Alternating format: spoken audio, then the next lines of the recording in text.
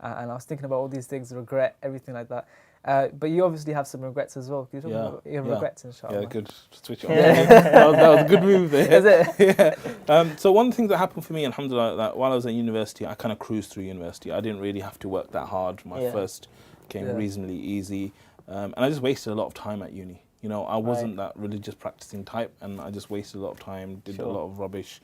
But uni was a kind of point where it changed my life completely, alhamdulillah, because for the first time I really experienced like really good Jummah khutbahs. Okay. Right? So in English. Yeah, because my local masjid was always like Urdu, right? So to actually experience Islam with some ISOC brother who was like the head of it, right? And then there was obviously the Hizb ut-Tahrir brothers who would like tell you about things and they would get you interested politically and stuff. So anyway, I started getting interested in the last year. Yeah.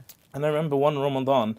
Ramadan's a great time for ISOCs actually, because like all the Muslims get involved in that. So you guys being presidents, you know.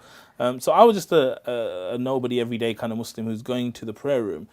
And I remember seeing one of the ISOC heads, the guy, he had this massive crate of like chicken I thought you were going to say a massive beard. No. He had this massive box, right? Yeah. And in that box, he had like 2-piece chicken and chips. You know how you get 2-piece chicken? And he was carrying it like that, and he was struggling, he was going. And I'm outside. We had little huts. It was at Middlesex Uni, and I was looking at Middlesex Uni. Middlesex Uni, business school. And I was standing outside. I'm looking at him, and I'm looking at all the guys waiting for food in the hut. Yeah. And I'm looking at him, and I'm thinking, whoa, like, who are you? And I was like, those guys waiting for him to come and give this to me. So you want to be part of that? You wanted to be that person to give? No, but at that moment, I realized I felt like a loser. Yeah. Because I was like, I'm just like being a taker. I'm just cruising through life. I'm being a taker, and this is the hero. This guy's the hero, right? This ISOC guy who's basically, God knows what his struggles are. He's probably not even as good as me at uni and stuff, so he's probably doing his studies and he's doing this and he's doing that. But yet, he's here to give me food. And for me, that was just like a switch went on, like, whoa, like, you're a loser. And it's quite a difficult thing to take when you're doing very well academically. Because normally people see academics as the be-all, right? You're doing really well, you might get a first, you're doing great.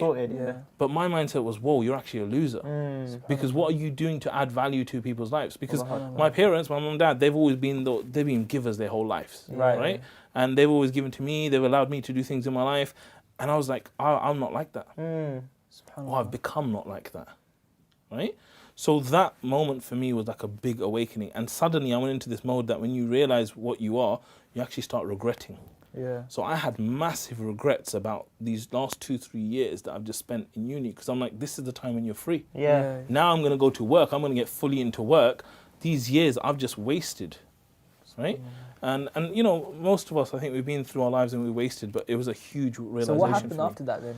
But just before that, just to say that, I think that's a very interesting point for brothers that are involved in ISOCs to take away, even though that's a benefit for somebody who's not in ISOC to kind of see that experience. But for the brother that is carrying the boxes of chicken, somebody who's doing that right now, it's for him to realize that actually that one act of you know, coming down and trying to do that, volunteer your time, it can have this kind of effect. And you won't even know it. You probably didn't even go up to that brother or the group of brothers and say, look, this really helped me or anything. They had no idea. So that could be the same thing, just to keep in your mind that. And when you start thinking about like the things I've done in my life since that point, goes back to that kind of brother. It's crazy. He would have no idea about that. Yeah, I mean, it's called servant leadership, isn't it? Yeah. You guys probably wouldn't be asking me to come here if it wasn't for that incident. You know, that's what I said about Dietrich again. Dietrich again, right?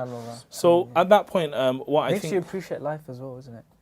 Makes you appreciate life, that, you know, such a small decision can make a huge impact, not just in your life but other people's lives. SubhanAllah. Because you're recalling this how many years ago? This very long time ago. So yet you still remember this. 15, 20 years ago. This was a change in mindset, and you still remember this based on this one brother, selfless act.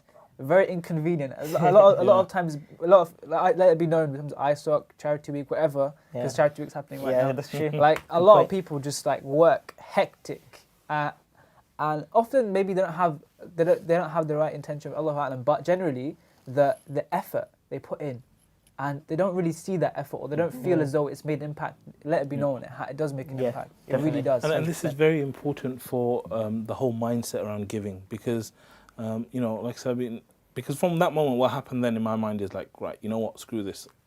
I'm changing the way I live my life now in terms of this element, right?